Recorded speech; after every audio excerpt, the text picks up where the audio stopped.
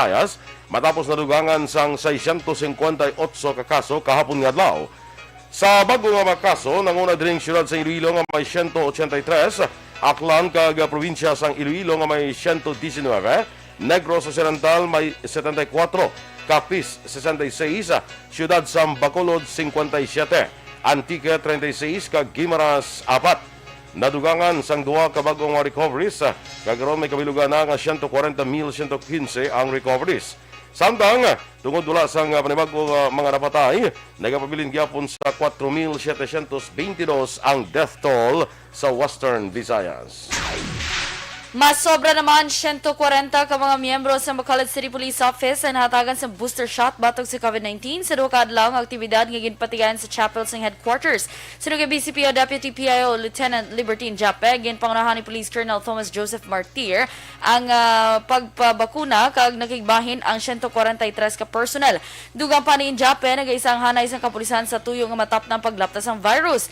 Ginpasalamatan man ni Martir ang Bacolod LGU sa pag-akomodar sa kapulisan para naman sa vaccination.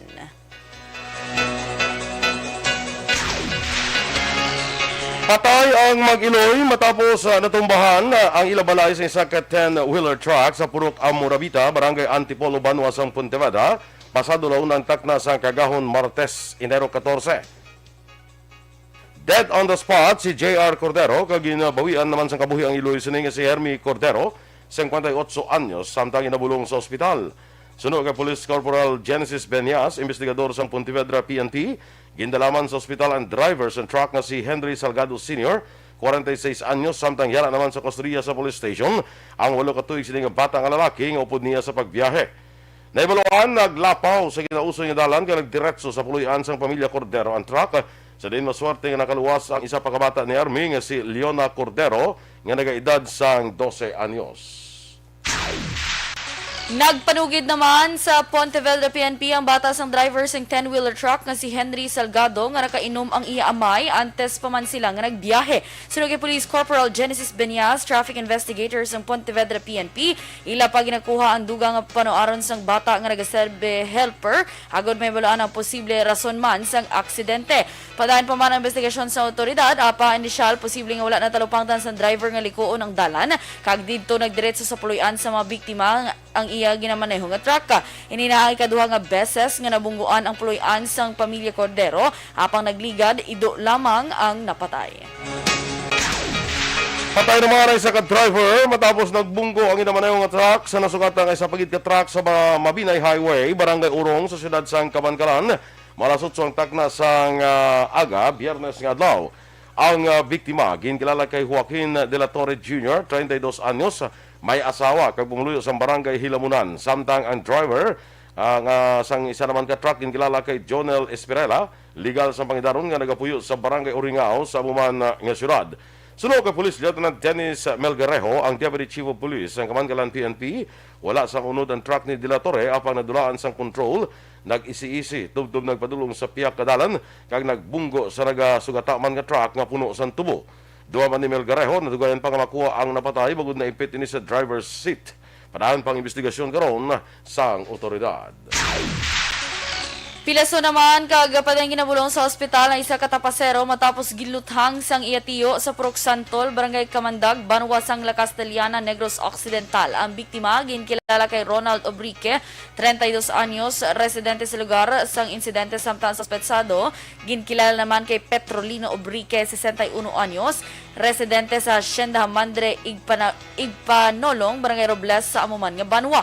Sunod kay Police Captain Ron Darrell Nigos, hepe sa La Castellana PNP, ang tiyo naglalabay sa puluyan sang hinablos nga nakainom sa makaulubong nga ilimnon. Una ginhangkat sang biktima suspetsado kag hinali lang ini nga ginlagas nga tuyo labuon apang nakadalagan pa uli. Nagbalik naman si Petrolino nga mong tiyo, bitbit ang armas luthang kag ginluthang si Ronald igo sa naglain-lain nga bahin sang sining nga lawas. Napilasa naman ay sa ka-61 anyos nga lalaki matapos ginluthang sa sulod sang puloy-an sa Banga Hacienda Araneta, Barangay Hagimet, siyudad sa La Carlota, sa itong Huwebes ng gabi. Ang biktima ginkilala kay Michael Sepe, may asawa kay pumuluyo sa Muman nga lugar. Sa investigasyon sa La Carlota PNP, si Sepe upod sa bayaw nga si Rene Valdivioso, ang nagwa matapos makabati sang lupok sa naunhan lamang sa ilas ni nga puluyan. Nakita nilang may isa ka tao nga dali-dali nagsakay sa motorsiklo apang liwat nga nagpalupok sa din dito kag naigo si Sepe. Na-recover sa otoridad ang 3 ka basiyo, 2 ka bala sa kalibre 45 kag isa ka kutsilyo. Ginahibalo pa sa ang motibo sa krimen kapag kilala sa mga akunsa suspetsado. Sa katapusan nga balita, lokal ginpanginbulahan ni Police Brigadier General Flynn Dongbo ang San Carlos City Police Station sa madilag-on nga drug buy-bust operation nga nagresulta sa pagkakompeskar sa masobra 10 milyones pesos ang ginasuspetsohan Shabu sa itong Enero 12 sa barangay sa syudad sa San Carlos. Sunod kay Police Regional Office 6 Public Information Officer Lieutenant Colonel Arnel Solis, dako ini nga accomplishments sa San Carlos PNP, ilabi pa nga si Joel Rizardo ginakabig sang Negros Occidental Police Provincial Office bilang high-value individual. Ginpasalamatan naman ni Solis ang kooperasyon sa Pumuluyo agod mangin madinalagon ang operasyon. Mga kabataan nga edad 5 tungtod 11 anyos nga may comorbidities, prioridad karon nga mabakunahan. Samtang 51 pagid ka lugar sa Pilipinas ginpaidalom sa COVID-19 alert level 3. Ang detalye sa mga balita nasyonal sa magbalik sang aksyon, Balitang Bayan numero 1. Bangod sa pamahog sing COVID-19 pandemic, madamo sing kompanya kag local government unit ang nagpatuman sang work from home sa ilang mga empleyado. Naga-work from home kung naka-close contact sa nagpositibo sa virus o kung mismo nagpositibo sa COVID-19. Madamo sang benepisyo ang mahatag sang work from home, pero hindi naton malikawan nga ma-bored kag ma-stress bangod sa sini nga setup sa masobra na isa ka tuig nga pagpakiaway sa COVID-19. Base sa pagtuon sa United Nations International Labor Organizations, nagatugas sing stress ang tuman niya pag-usasang gadgets kangay sa cellphone kag computer. Gani, iyaring tila ng mga poslano nga action tips sa mga nag-work from home. Una, mag-set up sa workspace sa mga balay sa tuyo nga makafocus sa imong nga trabaho. Ang workspace ay hindi kinahanglan nga dako nga kwarto, ang importante, komportable ka sa imong nga trabaho. Matapos ang pila ka oras nga nagapungko ka mag-computer, dapat may tion nga mag-stretching agud malikawan nga ma-strain ang imong likod o kon liog. Time management. Manghimo sa imong mga time schedule kag mga talapuson nga trabaho para mangin organisado. Magkaon sa husto nga tion, labi na ang pamahaw kag pilion mga pagkaon nga maka-boost sa imong memory, concentration kag alertness kaangay sa pumpkin seeds kag dark chocolate. Kung mayara sa mga online meetings, advance nga ipabalo sa imong mga upod sa balay, agud malikawan ang mga disturbo. Ang pigaw nga internet connection ang makatugas sa stress, gani ipreparar ang backup kaangay sa ibang nga network na may maayong signal para sa mobile data. Take a few breaks. Ini sa tuyo nga hindi ma-drain ang imong brain, maghampang sa imong pet o kon magpamati sa music. Sa tion nga may concern kag problema, ipabalo sa imong team leader o kon sa boss para masolusyonan. Sa work from home nga setup, ikaw ang may uyat sa imong nga oras. Makasave ka sa plete, makasave ka sa pagkaon, makasave ka sa kwarta, kag makaupo no pa ang imong pamilya. Ang work from home ay may madamo nga hangkat, pero mas madamo sa gihapon ang mahatag nga benepisyo. Ini si Action Dorel Cabato para sa Action Tips, una sa balita, una sa aksyon sa Bacolod, Aksyon Radio. Account ko ni ang imo account, imo responsibilidad. Account ko ni bangod sang pagsanyog sang teknolohiya, madamo ang natagan sang kaygayunan nga makabuylog sa mga aktibidad sa digital world. Account ko ni bangod man sini mas nabutang sa risgo ang integridad kag kredibilidad sa nagapanag-iya sang account. Account ko ni kung maisog ka nga netizen, magpakita ka. Account ko ni kung responsable ka nga Pinoy, magpakilala ka. Account ko ni batuan ang paglaptas ng sala nga balita kag impormasyon, maging modelo sa matuod nga serbisyo publiko online. Account ko ni isa ka online campaign sang Aksyon Radyo Bacolod. Okay, everyone, ako balik si Ann Defensor of Action Radyo Bacolod. Kag subong sa 5 years na ako nga nagatrabaho for Action. And nagapasalamat ako syempre sa management sang sining ako nga trabahuan bangod sa ilang paghatagban bulig sa akon agud nga mas nga mapa-improve ang akon iyang ikasarang sa patag sa paghambal sa kahanginan kag syempre sa mga pagpakita pagid sang abilidad ko hindi lamang sa mikropono kundi pati man sa field. sa liwat. Sakay di natutuman at Edilos. Kay Lalaine Grace Ibarra. About classmate. Good morning sa imo. Good morning dira sakay arak mo sa Cube C. Di ng Cube C man. Sakay Upad sang QB. dason sina Cube D. Oo, oo. alam. Okay. Good morning dira sa kay classmate man Alma kag kay kumari ko Jean kag sige si Grace ni si Grace Gunoran siya no. Good morning dira sa inyo. Sige kay Gabriel Salcedo Kapaligo ko bala. akong isa mas natam ang kahamot do ang pakatsi. Ay, amo na. Sige, Sa kalumanggan dira Gabriel Salcedo, good morning. Nathan Borromeo, Bugtaw, Panakyaw. Nga tulog pa ning Panakyaw sa subong. Gani no? Nagligad pa na. Tulog po guro. Sa tanan ni pumuluyo sa Barangay Panakyaw, Isabela, kag Sitio Sulbod, Moises Padilla, nga nagapamatigid adlaw-adlaw. Kay Miss Jinky de Alagdon, good morning man. Kay Salamat sa 200 stars. Yes, kay Bebo Villasor of course, kay Ma'am Van Mayong, Dr. Matt Mayo, good morning dra. See you soon. See you soon. See you soon. Oo, kay Mapa-arrange ko da sa mga Gina-schedule ko akong gapilitik mo nga tuhod. Ang tuhod ko ginapaschedule kay Dr. Matt Mayo. Malanta ka nga i-tiktok mo lang na danay. Sa piyak para sa piyak ma ara Para mapitikman. patas. Para nga balance. Ikalaw ay sa piya ka lang kakiang. May mo ko kakianggit kay do nagabawa naman pero kung gusto mo magliwat Pwede, later. TikTok taliwat Mandam ka. Si Rela Samar Aguilion kag Emma Abaluna Ababaw. Good morning man. Sa kay Jean Ignacio. Uy, morning lang. si Ma'am Jean Ignacio, kita ay kami na kagapon sa may Andoy's Chicken House, dira sa may Dulid, Tupad Police Station bala. Aha. Ara na da mo kung going ka pa Yan na? Bacolod before. Yan na. Ara da sila. Andoy's Andoy's House. Chicken House. Nag-eat ka mo to? Yes. Agin pakaon naman ka mo ni Thank you Migo so sa- much, Maninoy, Major Wilfredo Benoman Jr. Of course, isalamat. Anong i-count naman kung wala si Sir Benoman. Pero kay kilala na ko ni Ma'am Jean Ignacio. Kag kita ay kami to kagapon. May picture kami nga duwa. Tipihogid. Dason pagbalik. matawag na lang ko siya nga mama paluto ko dabihan mo na kay para pag-abot makaon na lang. Pero bayran niya yun syempre. Of course, oo. Pero at least na hindi ka na magulat. Oo. Morning da. Kay Captain, no? Captain na si Wilfred. Major. Major. Do panubuon ta pang ranggo ni Major. Major. Ano naman? Nangagada. Oo. Yes, thank you so Actually, much, Ma'am sa Jean. samtang ka pamahaw ka mo to, Mm. pamahaw, di ba? Yes. Breakfast? Oo, samtang ka muna. Oo. Arap na kami di sa kwan? Sa may, ano pa Wala na, nakalakat na kami to yo. Pati pag ulang mo kalabay, pero dugay na kami to Sa may SeaWorld, Dabla Dampid, ha? Oh. Food Park, sa Ila Food Park. Arap na kami taga pamahaw. So, good morning, dra, sa mga taga Valladolid. Damahapit ko apon kay Jenny Sulgon, galing kay Silingkod. Na ano mo ko gani, kay ga ng timing after to na mo, naga-type na ko sa ngakon nga balita mo. Pag amo pagbutwa ko amo na ay Lampas na. lapor ko sa seawall.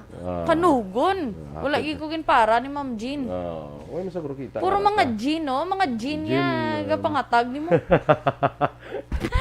Thank you so much dira sa inyo. Joe Fritz Francisco sa Tuboso. Barangay Bugang. Good morning sa imo. Liza Joy Ilon Amoroso. Kay Joanne Salmeti Esiha. Kay Ma'am Vanessa May, of course, good morning. Kay Joe de Lagdon, kay Lulit de Lagdon. Kay Karina Villaflor. Kay sa tanan ni pamilya dira ni Miss Jinky, sa may Don Salvador Benedicto. Jean Buarom. Mare, ginagrit sila ni Grace kag Aras sa Cebu.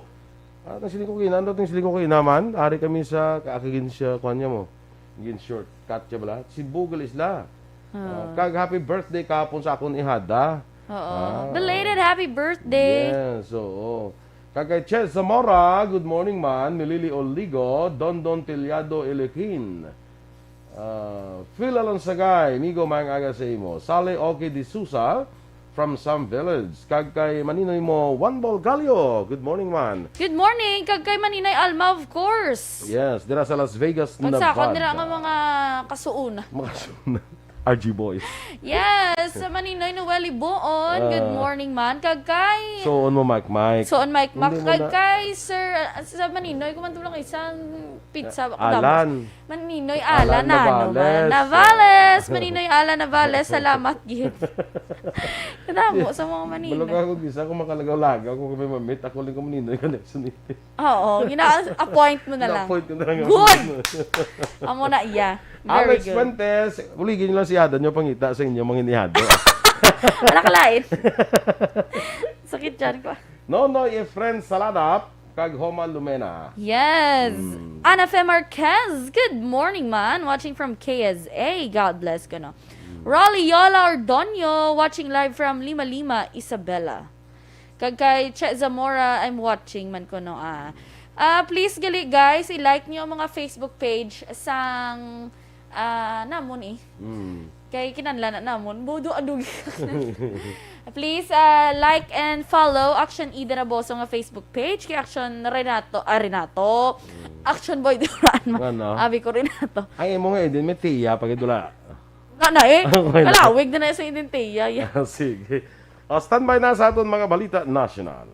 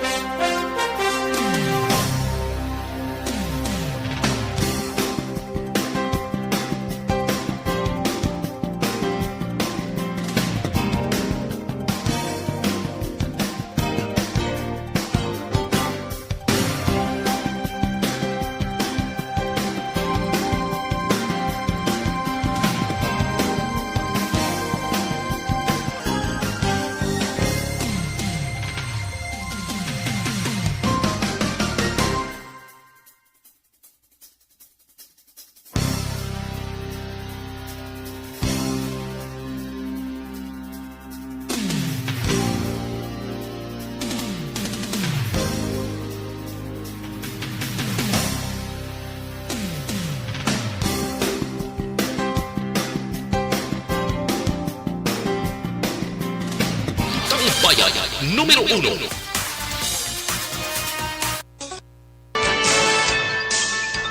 Action Radio Philippines Standard Time, lasay sa 21 sa detalye na sa aton mga balita lokal o balita national.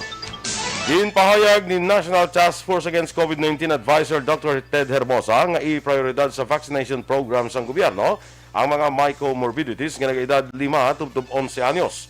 Suno kay Herbosa, importante nga mahatagan sang prioridad ang mga may comorbidities nga kabataan bangod sila ang mas nagkinanglan sang bakuna.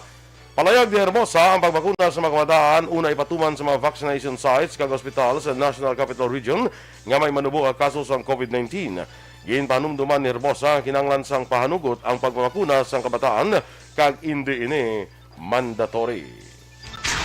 Nagapabilin nga jutay lamang ang mga persona gin report nga nagbatsyag sang adverse reaction sa mga nagpabakuna batok sa COVID-19. Ginpahag sang Food and Drug Administration, 108,757,357 vaccine doses na bakuna tubtub Enero 2 kag naka-record sa 85,717 o kun 0.08% adverse effects.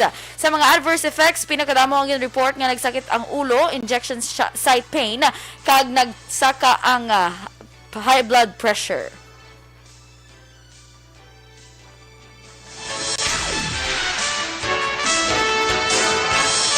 Inanunsyo naman sa Malacanang nga mag-alawig tubtob Enero 31 ang Alert Level 3 sa Metro Manila kag 50 pa ka lugar bagod sa pagtaas sa kaso sa COVID-19. Sa idalom sa Alert Level 3, maramo nga may establishmento nga natugutan nga maka-operate sa 30% nga indoor venue capacity apang eksklusibo lamang sa fully vaccinated individuals kag 50% nga outdoor venue capacity apang kinanglan nga ang tanan nga mga empleyado ang fully vaccinated. Wala naman ginatugutan ang in-person classes, contact sports, fun fairs, mga peryahan kag casino. Sa datos gikan sa Independent Monitoring Group nga ang average daily attack rate sa Metro Manila sa COVID-19 ang nagsaka sa 117.24% sang Enero 13 halin sa 111.80% nga na-record sang nakaligad. Gindayaw kagin pasalamatan sa Department of Social Welfare and Development ang pagpasar sa anti-marriage law sa Pilipinas kagin pahayag nga dako ang mabulig sini sa paghatag proteksyon sa mga kabataan sa pungsod. Nagapati ang DSWD nga anuman ang ginapatihan tradisyon kag kultura, importante nga ang ipangibabaw ang interes ng kabataan. Ginpaboran man sa DSWD nga hatagan penalidad ang mga nag-facilitate sang child marriage. Nagtaas pa ang balor sa kalitan sa agrikultura ang ginbilin sang Bagyo Odette. Sa datos ng Department of Agriculture, tubtublas 12 kahapon sa Miyerkules nga adlaw, ginabluban ta mga 12.7 bilyones na pesos ang kabilugan ng balor sa kalitan sa Calabar Zone, Mimaropa, Bicol, Western Visayas, Central Visayas, Eastern Visayas, Zamboanga Peninsula, Northern Mindanao, Davao, Soc-Sargent, kag Caraga. Yara naman sa 267,809 metricos toneladas ang volume loss kag 443,419 ka hektarya sa agricultural areas ang apektuhan sa nagkalalain nga probinsya. Kalakip sa mga napektuhan ang mga humayan, fisheries, coconut, sugarcane, high value crops kag iban pa. Ginpahayag sa kahensya nga 396,585 ka mga mangunguma kag mangisda ang apektado sa Bagyo Odette. Suspendido naman ang trabaho sa Department of Labor and Employment Head Office sa Intramuros, Manila kay sa National Capital Region Regional Office sa Enero 14, tubtub 17. Sunod kay Labor Secretary Silvestre Bello III, ang bangod madamo sa mga empleyado ang ginigo sa virus. Magabalik ang operasyon sila talatapan sa Martes, Enero 18. Sunod pa kay Bello, yara sa 128 ka empleyado sang dole ang nagpositibo sa COVID-19. Ginmandoan man ni Bello ang iban pang talatapan sang dole kag mga attached agencies nga magpatuman sang alternative work setup kalakip na ang work from home.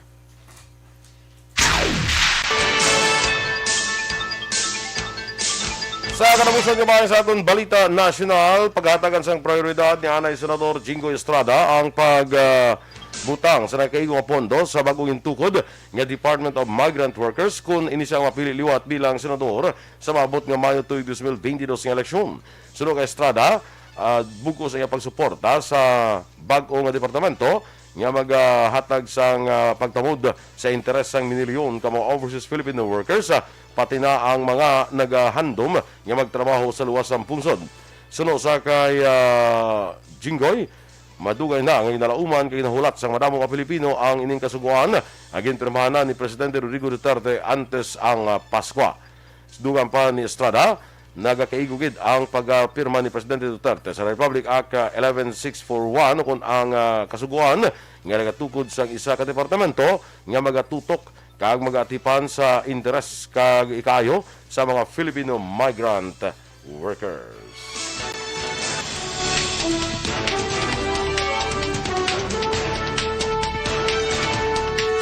Good morning lang diranay kay Rolly Yola Ordonio, kay Hasmin Divino Biloya, kay Gary Dilaterio Acosta, good morning man, kag Dennis Nuestro, mag agaman, no? Sa mga grupo dira sa Seattle's Best Bala Coffee, sila ni Action Fred, ara na da? Wow, sa siya. Yes, adlaw daw, kag good morning dira sa inyo, especially kay Rumel Ibanez Gallo. Yes, nag-jogging. Jogging pa. Kuha na sa kajagin, pero karan da Ito sa pang laswa sa. Ha? Galaswa pa sa gyapon. Hindi, nang may agyong kutok ron, kuha nang linabog naman nga pagi. Gusto mo na. Kaya Christian Zyko, may agaman, tamyaw halin kay Marino mo 1 ball, galyo. Yes. Oy, sa mga taga Binalbagan, galida, kay kahapon na tukutok hapon nagsyon. Nagano ka to gali? Pwede on air na? Daw nag-speaker ko to partible sa media responsibility sa mga kuan ko to yato sang DILG nga Wow. kag in collaboration with sa research sa department sa UNOR kag sa Mascom department I think. So nag-istorya nagkuan to damot mga Nagpapati ka naman to. nagpapati naman to pero tinapatihan gid man. Yes. Kabalokan naman.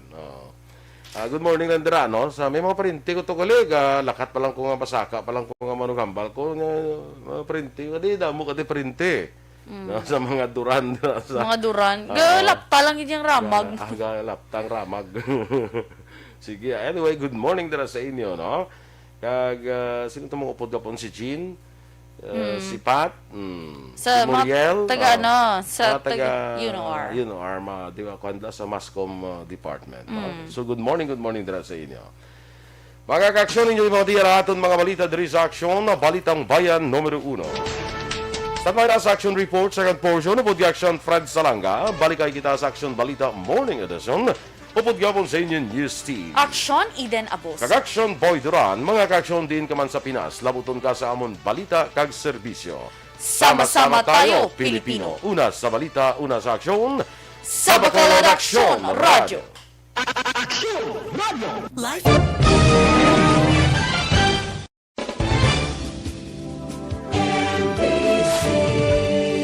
Manila Broadcasting Company. Sa balita, komentaryo, isyu, serbisyo publiko. Aksyon Radio! Sa Bacolod, Aksyon Radio! Aksyon Radio!